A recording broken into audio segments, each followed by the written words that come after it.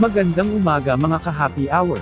Narito ang mga balita para sa MBC TV Network News Update 9 AM edition.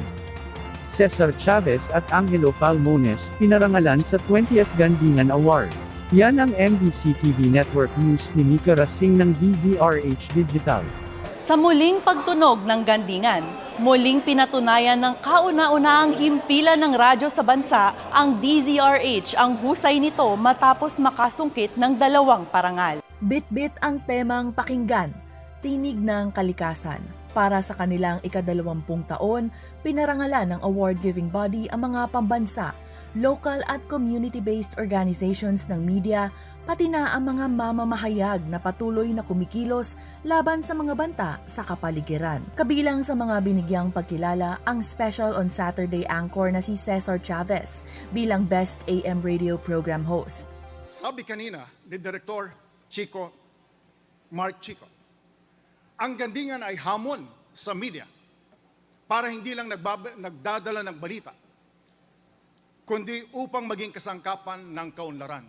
Ang aking simpleng tugon, Sir, at sa UP Community Broadcasters Society, tuloy-tuloy niyo lang ang paghamon sa media upang higit na maging mapagbantay at makabuluhan ang programa ito. Nasungkit naman ni Angelo Palmones ang Best News Anchor Award para sa programang Magandang Umaga, Pilipinas. Alam po ninyo, itong parangal na ito ng Gandingan, kumukumbinsi sa akin na dapat dalasan ko pang gising ng 2:00 ng madaling araw. With this, sana gigising kayo para kasama ko kayo tuwing umaga sa paghahatid ng mga makabuluhang balita. Ginanap ang 20th Gandingan Awards dito sa University of the Philippines, Los Baños. Ito si Mika Rasing mula sa DZRH Digital. Una sa Pilipinas, una sa Pilipino.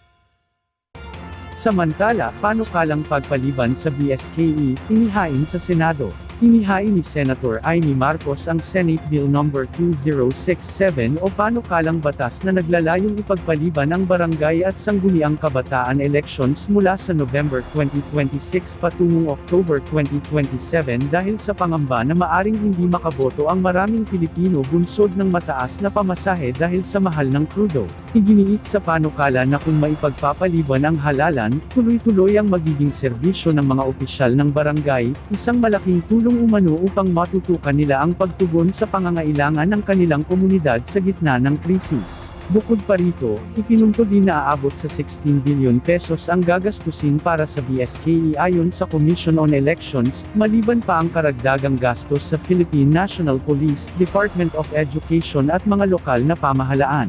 Binigyang diin ni Marcos na mas mainam kung gamitin muna ang naturang bilyon-bilyong budget sa pagbigay ng pangunahing pangangailangan ng mga Pilipino tulad ng pagkain, krudo at iba pang serbisyo.